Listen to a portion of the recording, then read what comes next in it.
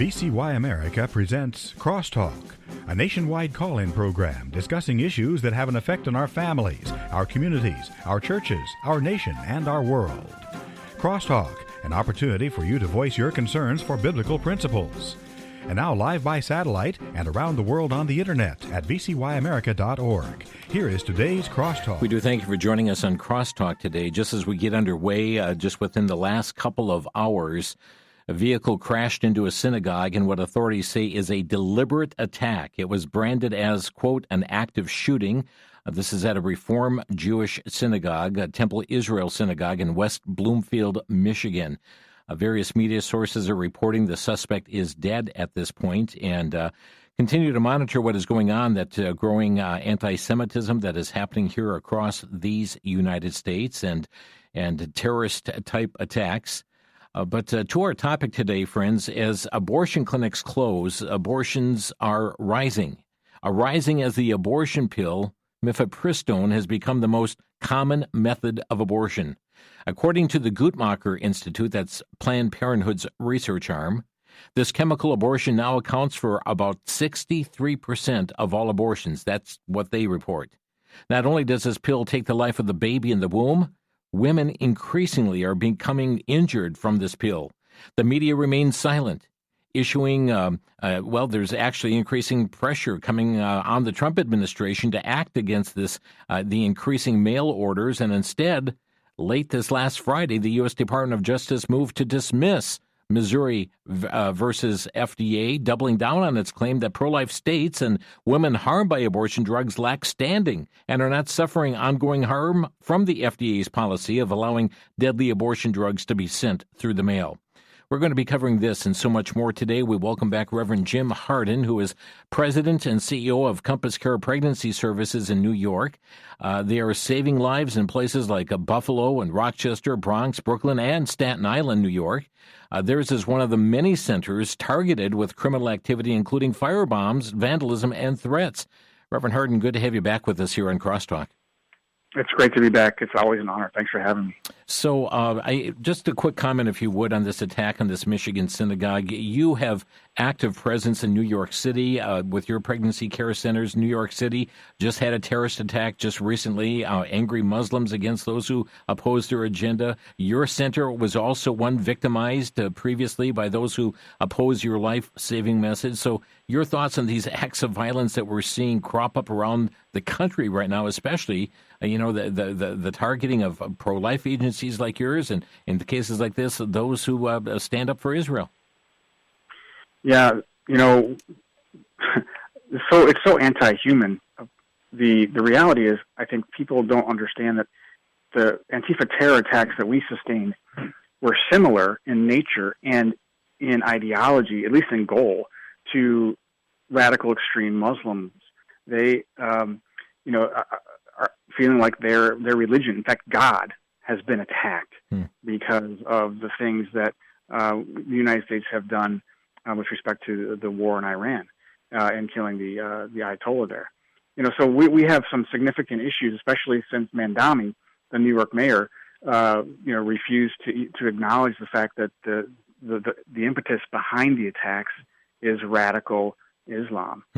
So unless and until we get to the heart of why people are attacking, the attacks will continue and the violence will grow worse.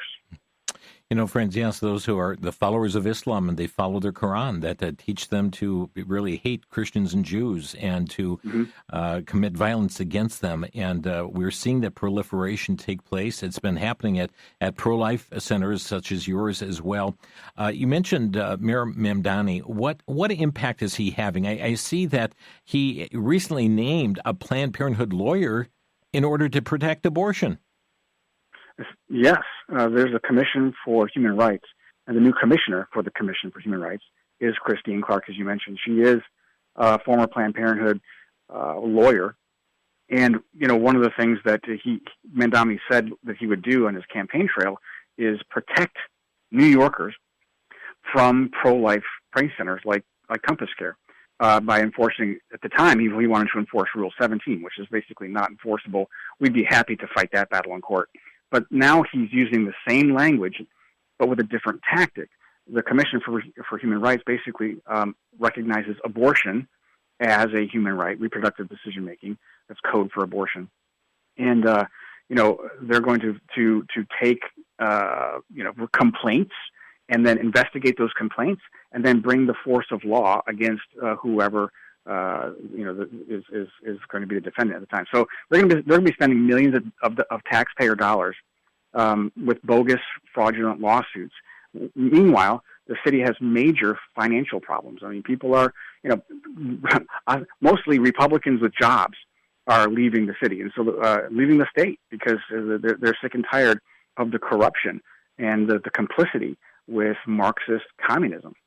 And you have there at CompassCare, you have strategically been adding centers to minister to women in need and dealing with this matter of abortion. I mean, you've just recently, not long back in Bronx and Brooklyn, now Staten Island as well. I mean, you're really zeroing in on this area that so many are impacted even through the policies of the new mayor.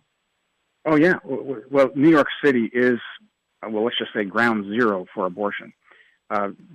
We are the only, that is CompassCare, and our CompassCare offices are the only ethical medical alternative for women facing unplanned pregnancy and considering abortion in all 5 boroughs. Look, Brooklyn, there are more abortions in Brooklyn, Kings County, than any other county in America. There are nearly 15,000 a year. The Bronx is a close second. Queens is just shy of where Bronx is right now. That's our next target is to open another office in Queens. Look, there are 53 abortionists in New York City. There are 3 pro-life medical alternatives. Just 3. We're outnumbered, and yet they want to shut us down. They want to, essentially shut us out of the public square, both online and in person. We're being censored by Google at the behest of New York Attorney General Letitia James. Totally illegal, violation of our constitutional rights, and yet they're looking the other way. So we're going to fight. We're going to continue to fight for women. Women need us now more than ever, and certainly their babies. But it's a great opportunity to see many souls saved alive, and by God's grace, we're going to continue to fight. We've got 7 lawsuits going on right now, to continue to fight for life. Lawsuits that you've initiated or lawsuits against you? Both. Letitia James initiated lawsuits against us for fraud, oddly. She's claiming that because we're telling women the truth, that chemical abortion harms women, causes sepsis and hemorrhaging and death, and sends 1 in 10 women to the emergency room, is a fraudulent statement, when in fact, of course, it's true. And she's saying that it's fraudulent for us to tell women that chemical abortion, the effects of chemical abortion, can be reversed if you catch it soon enough with emergency progesterone therapy. Mm-hmm. We tell women this. We also offer this service, this emergency service, and we have our lived experience is that 90% of the women that change their mind after starting a chemical abortion, if they start the emergency progesterone therapy within 72 hours, we can save their baby. We can pull their baby out of the very jaws of death. It's just amazing. And so she wants to shut that down. But we're not stopping. We haven't stopped, and we have no intention of stopping. Let's talk about this abortion pill. CNN reported last September that the abortion pill is safer than some common low-risk prescription drugs, that they say 5 deaths for every 1 million people who've used this drug since 2000. They reported it's safer than procedural abortion. They say it's safer than childbirth. And yet a March 10th LifeNews.com article reported a new study that tens of thousands of women are injured by the abortion pill every year. How do you respond to this? Well, this is a typical tactic that the abortion industry has been using for decades.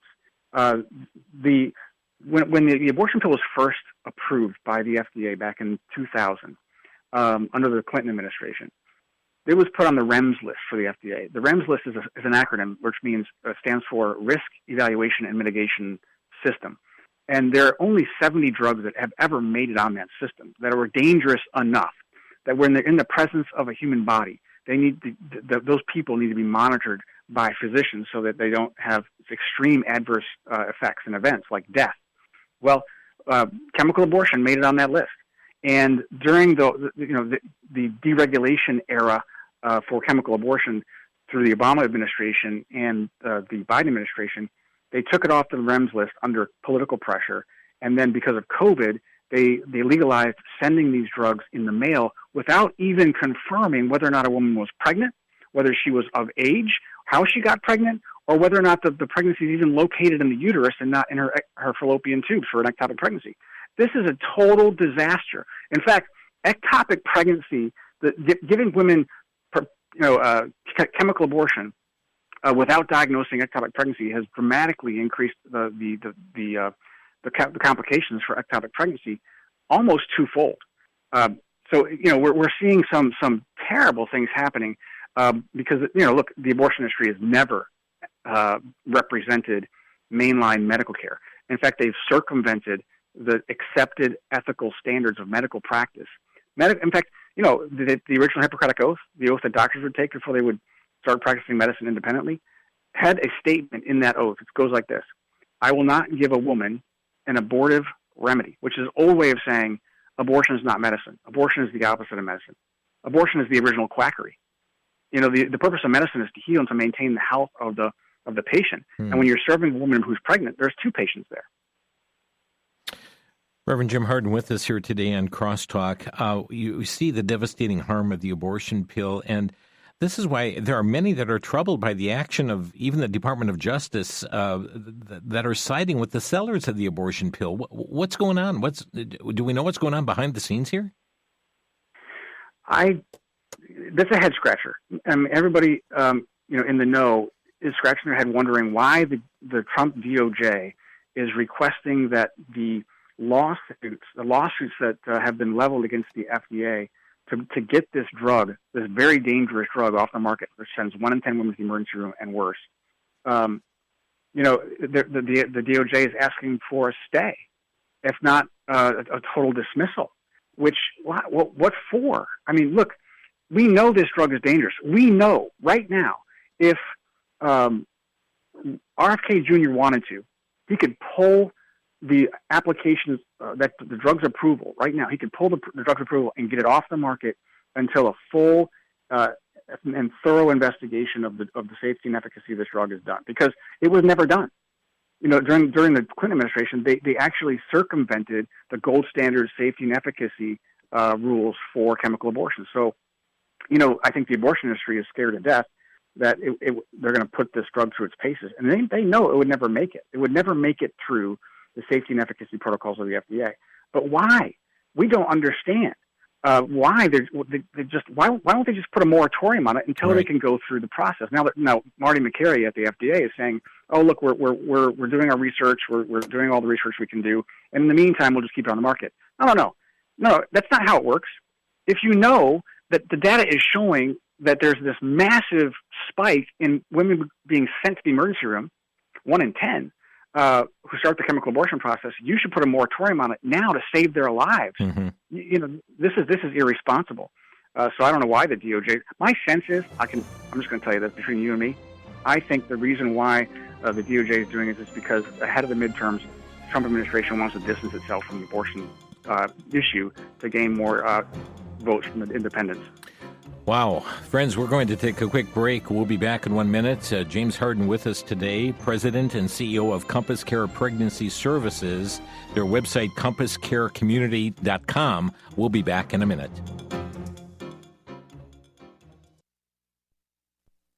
Back to Genesis with Dr. John Morris, scientist with the Institute for Creation Research. Dr. Morris, has anyone found water on Mars? Chris, it's common for evolutionists to claim that Mars used to be covered with water. And they have found some indirect evidences for water, but the polar ice caps, which are the most likely source of the water, they're composed of carbon dioxide. They've also found some geographical features that look like lakes or riverbeds or floodplains. Chris, even if they do find evidence for water on Mars, that's no problem. They're hoping that if they find water, they'll find life, and that'll prove that life is nothing special, that it happens by natural processes. But that's not true. Life is unimaginably complex. It needs a creator, and when we read about him and his creation back in Genesis, he doesn't mention Mars. If you'd like to go back to Genesis, you can find us on the web at www.icr.org. For the Institute for Creation Research, I'm Chris O'Brien. Thanks for tuning in.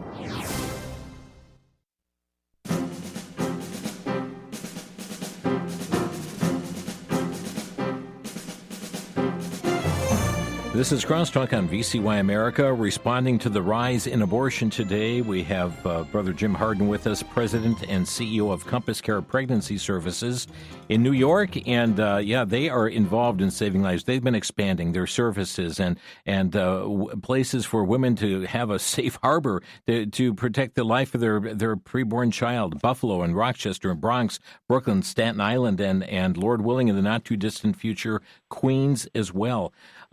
We were talking about the abortion pill and its devastating impact.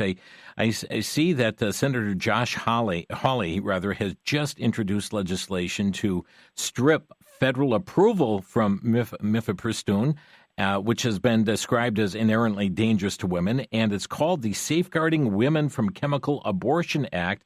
Really would prohibit its use, and like you were just talking before the break here, it would withdraw approval from the FDA and saying, its distribution would be a violation of federal law. Sounds like a very pro-life piece of legislation. Oh, it's unfortunate that Josh Hawley has to do this. I mean, quite frankly, sending these drugs in the mail, which is how a lot of them are how a lot of women receive them, is already illegal according to the Comstock Act, and the DOJ refuses to enforce that law. Mm-hmm. But this particular law is also unfortunate, although necessary, because the FDA is not doing their job. Now, here's what's going to happen, though. The pro-abortion lobby is going to come along and say, "Oh, it's not the job of legislators to get involved in, medical standards of care. You should let the FDA do their job." This is how it's going to happen. And so I'm sure Josh Hawley's prepared for this, but the fact of the matter is Josh Hawley interviewed Marty McCary before he was installed as the FDA director, and he asked him about chemical abortion. Would you, study the effects of it? I mean, we know that Marty McCary ostensibly was pro-life, and would you consider, rolling back the deregulation of it so that it's at the very minimum, is dispensed by a doctor, and these women are actually monitored, if not putting a total moratorium, which needs to happen. We need to put a moratorium on this drug, and it never needs to be back on the market ever again. But, the reason why Josh has to do this, Senator Hawley, is because other agencies are not doing theirs. Marty McCary's not doing his job. The FDA is not doing his job. The HHS and RFK Jr. is not doing their job. They are essentially putting women on the altar of political expediency, and it needs to stop. It does, and sadly, it is proliferating. I mean, we saw under the Biden administration, it used to be a woman had to get an in-person visit, an in-person requirement in order to receive the pill, and under the former President Biden removed that, and so we got these mail-order abortion pills going all over the country, including into states that ban abortion, and there are devastating impacts on this here. Now, I'm against it 100%, but how is it that we are allowing this to cross state lines? It seems like that is a violation of federal law. It's a total violation of federal law. And the Comstock Act, they say, was a Victorian-era piece of legislation, and it's just arcane and needs to be just ignored, which is not true. Mm-hmm. I mean, the Comstock Act was modified as early as 1992, I believe, and it's been modified several times. And that's just how laws work. I mean, you might want to say, oh, well, gosh, the 13th Amendment, not enslaving people, that was a Victorian-era piece of legislation, and is that arcane? No, it's never arcane to insist on laws to protect all human beings equally. That's never arcane. It's the role of government to protect all people equally under the 14th Amendment. And that includes preborn boys and girls as well as their mothers. And in this case, we're talking about both. So, you're absolutely right. We have, I think the government has an obligation at the federal level, not necessarily to get involved in the regulation of abortion, since Dobbs said, look, that's the state's issues, but in terms of protecting people, that is the purview of the federal government. And I think one of the things the federal government could do, and I think Josh Hawley might be willing to do, is to create a personhood definition act, defining clearly what a person actually is for the sake of the law and for the sake of future judiciaries, so that a Roe versus Wade could never happen again, where, say, the majority opinion would say the word person does not apply to the unborn. Mm. Therefore, the unborn does not have a constitutional right for equal protection under the law. And so abortion, sure, why not? This is what needs to happen. We need a courageous Congress to step up and stop thinking about the 2026 midterms and start thinking about protecting the citizenry who they're going to be representing. Amen. Amen.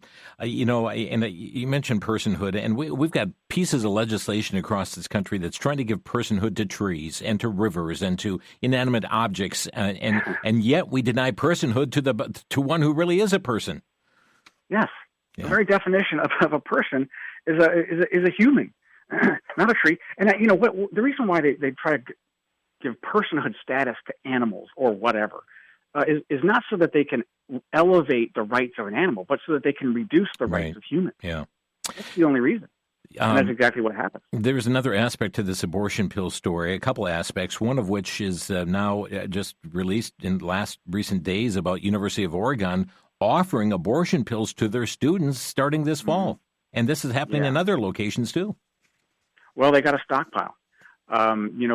When Roe versus Wade was coming out, and there were some concerns about putting pressure on the pharmaceutical companies, Danco Laboratories and Gen Biopro, the pharmaceutical companies that make chemical abortion, all these left-leaning pro-abortion states like Oregon, like New York, and other places began to stockpile chemical abortion, and so now they want to purvey it. They need dispensaries, and so the dispensaries are state-run clinics. They're colleges. They're not interested in protecting their students.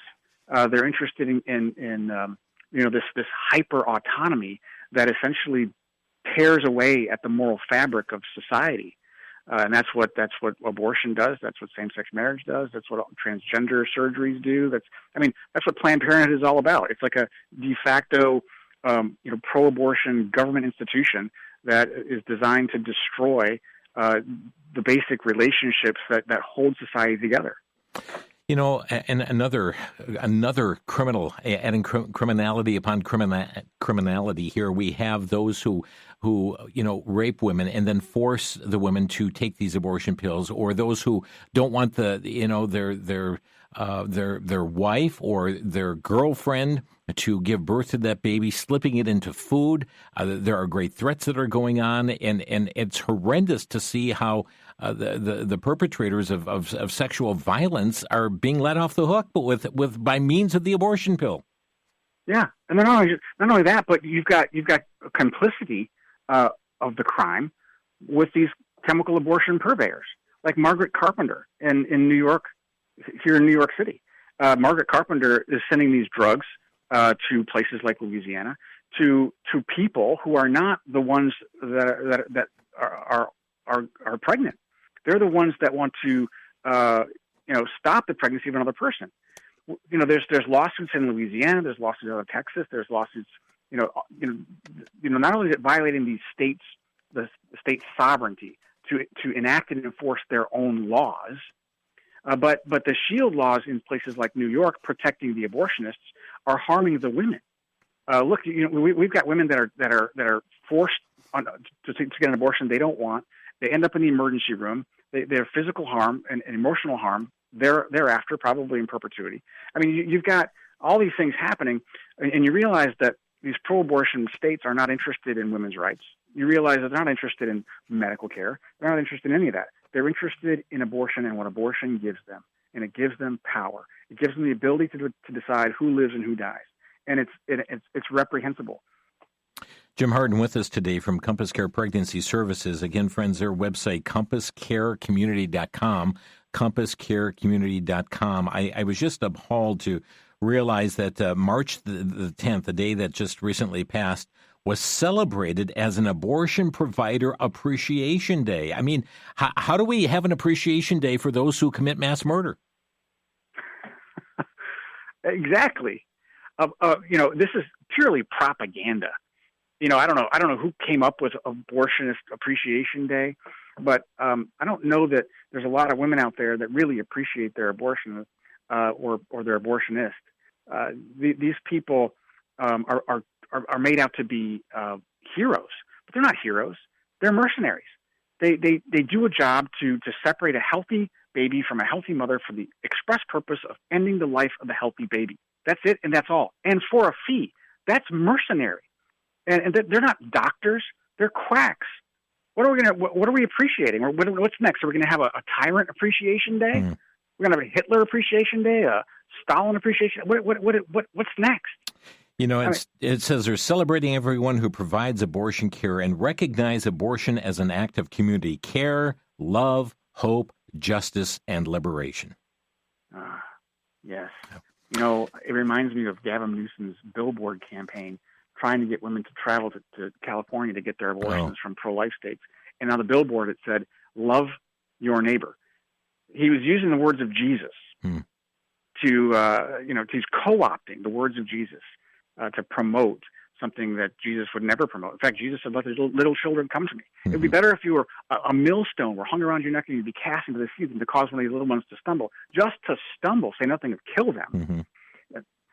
Everything's backwards and upside down. And the biggest problem I think we're going to have in the future is there's a trend that started with Kamala Harris and Joe Biden to Christianize abortion, to Christianize these left-wing, evil kind of vice causes, and say, true Christians hold these views. True Christians are pro-abortion because it's good for the women. True Christians are pro-homosexuality because it's good for, but it's all a ruse. And the reason why they want to do this is to take away true Christians' ability to hold their views in the public square. And ultimately we won't be able to rely on the First Amendment protections anymore because they'll say this is a true religious belief. It's just an opinion you happen to hold, political opinion.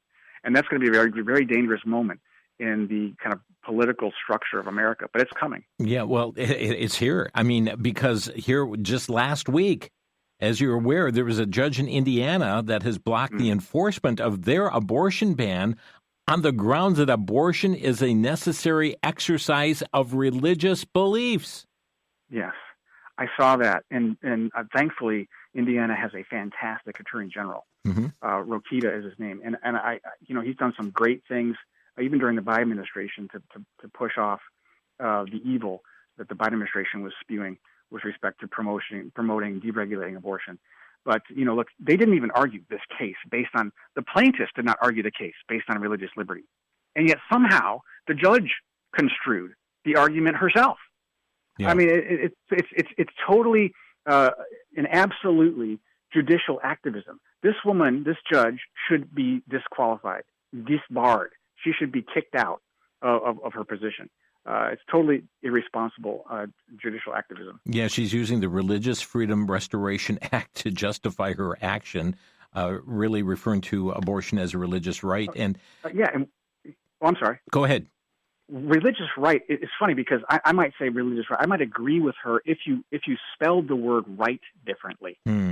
Yes. You know what I'm saying? What I mean is you have RIGHT, which is a right, like a constitutional right, but then you have RITE, which is a religious right. And this thing that you exercise because of your religion. And I would say in the secular world, maybe even in the satanic realm, abortion would be a religious right. RITE. RITE. Wow. Friends, a quick break here. We're going to have a few more discussion points, and we'll be opening up our phone lines to hear from you as well. Jim Harden, our guest today from CompassCare Pregnancy Services in New York. Their website is CompassCareCommunity.com. We'll be back in 1 minute. You're listening to Crosstalk.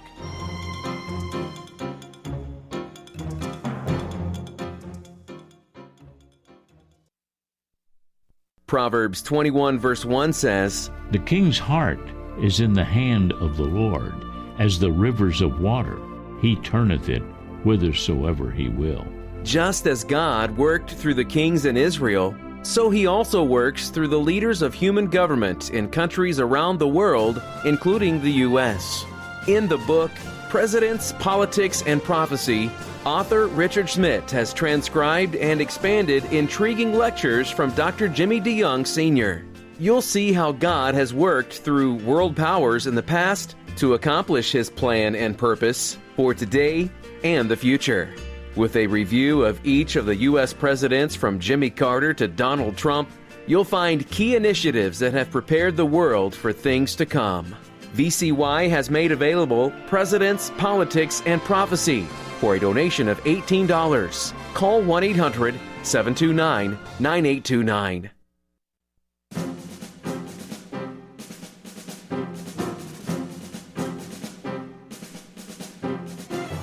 This is Crosstalk on VCY America. I know we have listeners in Albuquerque today, the Albuquerque area, and news broke recently of the physician.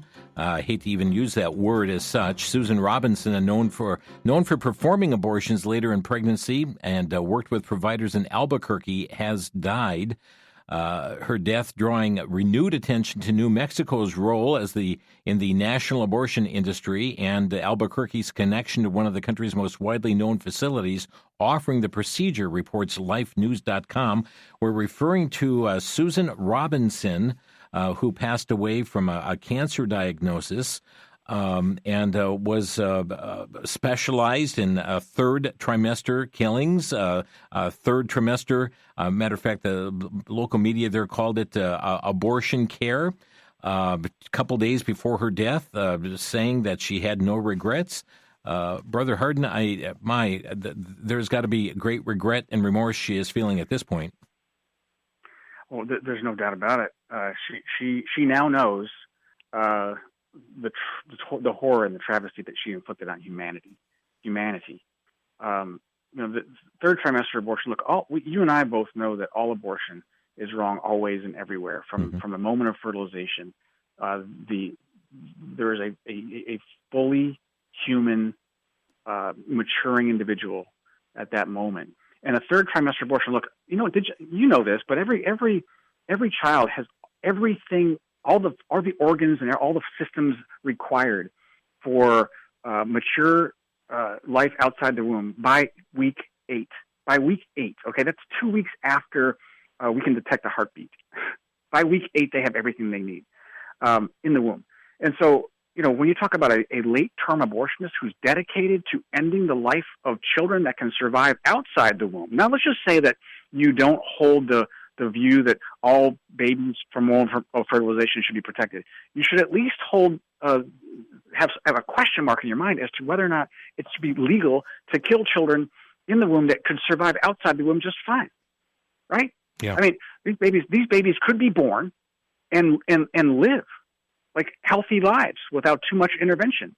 And she's going around and traveling. She has dedicated her life to traveling the West, in the Southwest, in Mexico, New Mexico, in Arizona, in California, as a visiting abortionist to end the life of healthy third trimester babies that would otherwise survive just fine outside the womb. What kind? It's a special kind of insanity and cruelty to continue in that. And this person is this is mass murder. That's just plain and simple. It's just mass murder. Yeah, indeed it is. And again, just a couple days before her death, saying, "I have no regrets." I'm sure that view has completely changed. We also have people listening out of Wilmington, Delaware area, and I just saw an article come out yesterday from LifeNews.com as well. Operation Rescue has uncovered an abortion facility quietly operating in Wilmington, Delaware, connected to Leroy Brinkley, a man who once employed the infamous illegal abortionist and convicted murderer Kermit Gosnell. This is another sad story, this time in Wilmington. Well, Wilmington, Delaware, there was a problem with the Planned Parenthood there not too long ago that was also connected with Kermit Gosnell. These doctors, I'm using that word, I'm using air quotes, okay, around the word doctor. Yep. These are not real doctors. These are people that are mass murderers who couldn't really, make it in any other specialty in the medical field. So they go around, where death is legalized, that's where you'll find them. And that's where they are. So you've got this abortionist who was connected with Kermit Gosnell, another mass murderer, and thankfully he was convicted. But what kind of a special brand of insanity happens to these people? How do they get to where they are? What are they thinking? What caused them to think and sear their conscience so totally to think that it's okay to destroy a woman's reproductive health, to mutilate their natural reproductive process, and in the process destroy innocent baby. So my hope is that they're going to do some research on this guy and shut him down as well. Also, another story just here, and this one is coming out of a neighboring state to you there, and this is the ethics complaint filed against the former New Jersey Attorney General for his probes against pro-life. I'm really happy to see this ethics inquiry into the Attorney General in New Jersey because, he really is abusing his position. And we've seen a lot of this just personally. We've had personal experience with the abuse of a government position, like an Attorney General, who is using their role to enforce a particular social agenda. And without any evidence of wrongdoing, they decided to target pro-life pregnancy centers because they happen to be competing with their pet industry, the abortion industry, a multi-billion-dollar international industry that gets these people reelected. So they essentially become a de facto lobbying institution and a bludgeon to beat the abortion industry's competition out of existence. So, he is conspiring to use his position to violate the constitutional rights of peaceful pro-life people simply trying to provide women who are seriously considering abortion with free medical care and free community support. How evil are those terrible pregnancy centers that simply want to help women who are having a difficult time? Why? So this needs to stop, and I'm glad to see that some accountability is finally coming. And I'm hoping that some similar accountability will come to the New York State Attorney General, Letitia James. Friends, our phone number to Crosstalk here is 800-733-9829. That's 1-800-733-9829. You may have some questions as it pertains to abortion or the abortion pill, some of the issues that are taking place in our society today on this matter of life and really responding to this rise in abortion that is taking place as a result of chemical abortions. And even it's so troubling to see the Trump Department of Justice that has filed action against states that are trying to stop these abortion pills from crossing, being put through the mail and not requiring physician visits and so on and so forth. And their sole purpose is to take the life of innocent human beings. Our number to Crosstalk, 800-733-9829. Brother Harden, what do you see as perhaps the major challenge or challenges facing the pro-life movement today? I think one of the biggest challenges the pro-life movement faces today is, there's several. I think one of them right now is the church, the people of God, that are manifested in the church in the corner, the physical church. Mm-hmm. We need pastors and the people of God to step up and be the moral voice. And I don't see a whole lot of solidarity right now among the people of God. I see pockets here and there, but it's our job as Christians to express the heart of God in protecting the weak and the vulnerable of society. We, of course, as Christians, understood that we were the weak and vulnerable. We were sinners, that if left to ourselves, we would die of exposure to our sin. And Jesus came as our Good Samaritan and gave us our lives back. And he said, now go and do likewise and find the weak and vulnerable society and give them their lives back. Society in our sin, in the sin of others, is destroying people, destroying them. And we cannot, under the guise of a political issue, step back from our moral obligation to speak the truth in the public square, even at the risk of looking political. So pastors need to step up. I think that's a big thing. The other thing is, the trend in the pro-abortion community at the political level to try to co-opt Christianity for their liberal cause. This is very disconcerting to see. Mm-hmm. People like this guy who's running for senator down in Texas. What's his name? I can't remember his name now. Troy Kita, maybe. He's essentially trying to co-opt Christianity and say that being pro-abortion is a Christian thing to do. This is very dangerous, and it's capitalizing and taking the next step on the shoulders of Kamala Harris and Joe Biden. You cannot. Somebody once asked me, Jim, is it possible to be a Christian and be pro-abortion? And here's what I said. I said, yes, but not for long. Why? Because, being a Christian is a process of discipleship. we can't be expected to know everything there is to know about what it means to be human under God when we first become a believer. However, Jesus meets us where we are, but will not let us stay where we are. He brings us to where we need to be. That's the process of discipleship. So now we know that we're made in the image of God and that all people are equally valuable and invaluable. Because of that, we have inherent dignity. And so we must protect each other. We must bless each other. And so that's why, it's impossible for a Christian to belong in this belief that you can be pro-abortion. And that's why you see a lot of Christians are always on the cutting edge and on the front lines of the greatest social injustices of history. Just last week, a Michigan Democrat state representative announced she won't run for re-election because her Christian faith is incompatible with remaining in her party, particularly as it related to social issues. She said, quote, "For me, it's impossible to be a faithful follower of Jesus Christ while remaining a member of the Democratic Party as it exists today. I cannot reconcile that platform with Scripture." This is State Representative Karen Whitsett, and she spoke to local news just a week ago, and that is guts and courage like we don't normally see in politicians today, Brother Jim. Guts and courage and integrity. Yeah. People politicians need to recognize that people follow morality, not money. And this is a lesson I think that the Trump administration needs to learn, especially as they've backed off on all things related to abortion.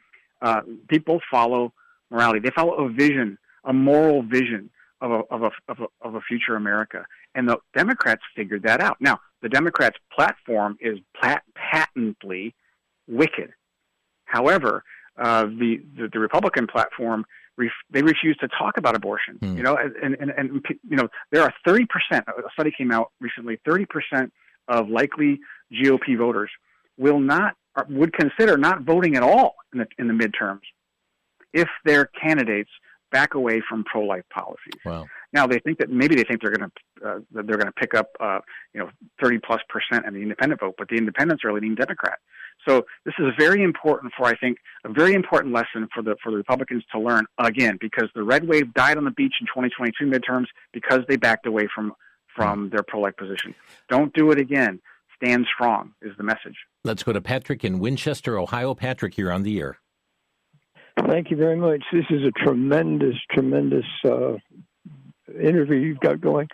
My question is about National Pro-Life Alliance. I know for decades they have pushed for stopping abortion, including making, a constitutional amendment, I think is there, about personhood.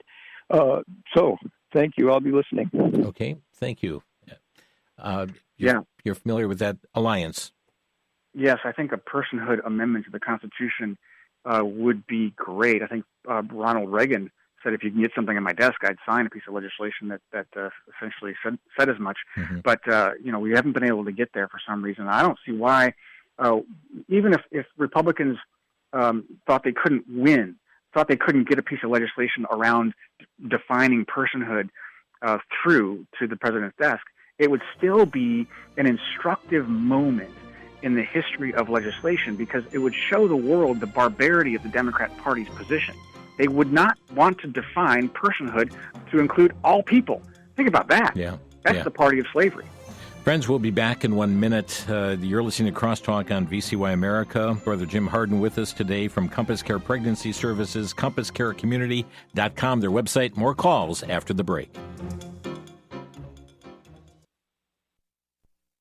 For the Worldview Report, I'm Brandon House. Our website's worldviewtube.com, worldviewtube.com. Iran, they have a few advantages on their side, 3 of them in this war. Eschatology, their end-time beliefs, their topography, the mountains that help act as a natural fortress for Iran, and then they have their geography. They have the Strait of Hormuz and another very important strait from which we have a lot of energy and trade going through. So we need to be very sober about what's happening in the Middle East with Israel and America going against Iran. We certainly hope that we see great success by Israel and America. But Americans need to understand that this is really a worldview war. Just take, for instance, the eschatology. The Shiites believe in a 12th imam, their savior, their Messiah, that will come through what? Chaos and jihad. So again, it all comes down, at the end of the day, once again, to a spiritual battle and worldview. I'm Brandon House.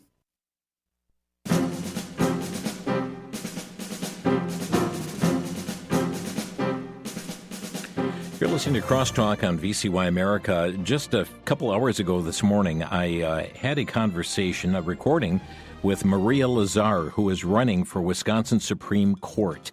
Very much seeking to uphold the rule of law. Her opponent, Chris Taylor, is not only have had connections to Planned Parenthood, but actively, putting forth her positions on supporting a so-called women's right to choose.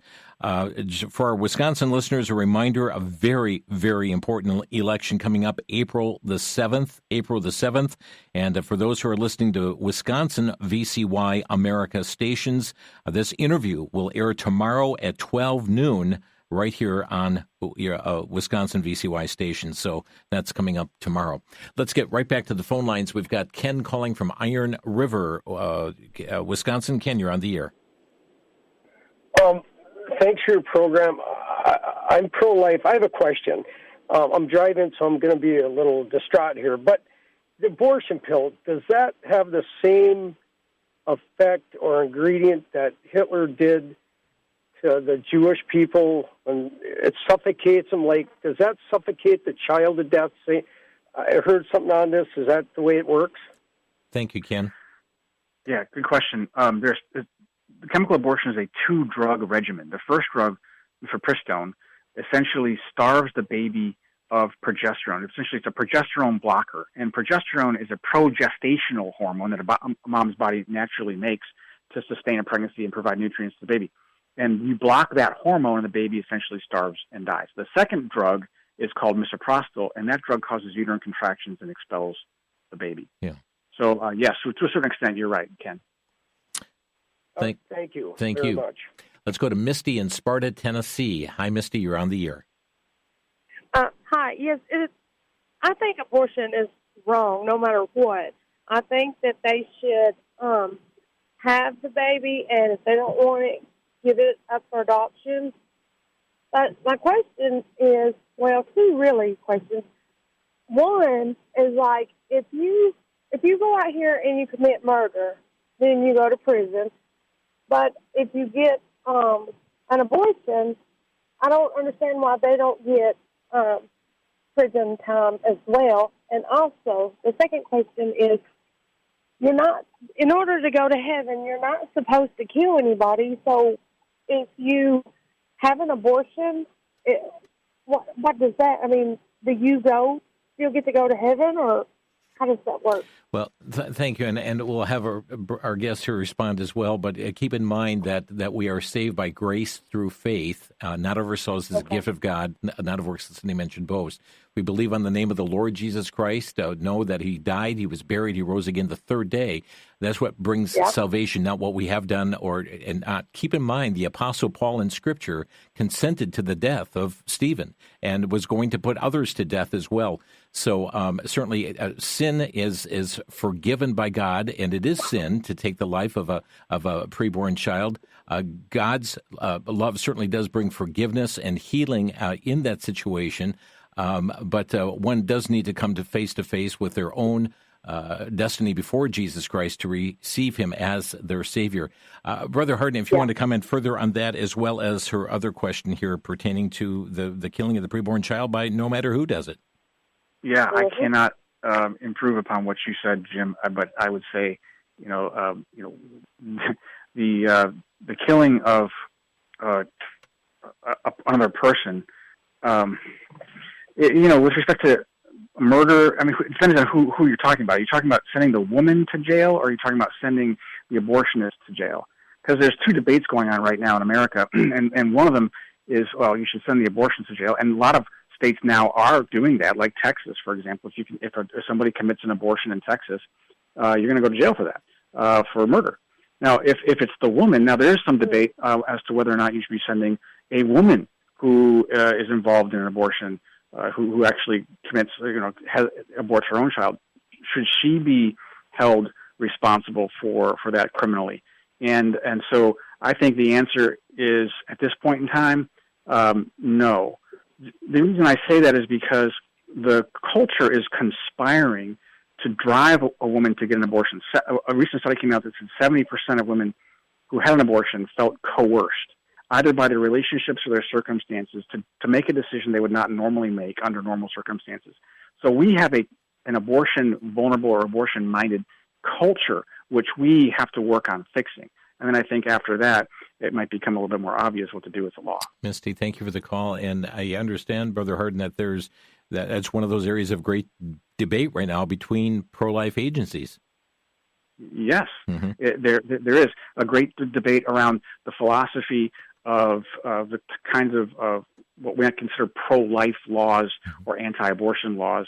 How far should we go? How far should that apply relative to criminality, relative to the abortionists, and to the extent of anybody who's working with the abortionist, even up to the woman herself. Alice has been holding the longest in Roswell, New Mexico. Alice, you're on the air. Hi. I wanted to say I think the FDA is getting its cue from President Trump, who had asked earlier this year for Congress or the Republicans to be lenient on the Hyde Amendment. And the Hyde Amendment, that was made amendment by the Republicans back in the 70s or 80s to not federally fund abortions. And so Republicans had been going along with that amendment for a long time. But President Trump said not to be so, leaning hard on that anymore. He wanted to not have that there as a fixture in the Republicans. And thank you for that. And he took pushback on that, Brother Harden. He did, and rightly so. I mean, it's very unpopular. No one, not very many people in the Democrat Party, and virtually no one in the Republican Party, and very few independents want to see their taxpayer dollars going to fund someone else's abortion. And so the Hyde Amendment has enjoyed tremendous popularity over the years because of that fact. And so when President Trump came out and said, "Hey, we need to be a little flexible on the Hyde Amendment," it was a head scratcher. And so you're starting to see President Trump, backing away from abortion policy on the lead up to the midterms. And this, I think, is because someone is advising him similarly to the 2022 midterms that abortion is a third rail issue. It isn't. And I can't stress that enough. It's important for people to see moral leadership in politicians. We're going to have to leave it there for today, and thank you for your call, and we're sorry to others on hold, and some for a long time here. We've run out of time. Jim Harden with us today on Crosstalk, and CompassCareCommunity.com. Thank you, Brother Harden, for being with us. My pleasure. Thank you. Friends, thanks for joining us on Crosstalk. You've been listening to Crosstalk via satellite and the internet from VCY America. Views expressed may or may not be those of this station. For a CD of today's program, send a donation of $6 or more to VCY Take Ministry, 3434 West Kilbourne Avenue, Milwaukee, Wisconsin, 53208. Or download by RSS or podcast from crosstalkamerica.com. And join us again for Crosstalk.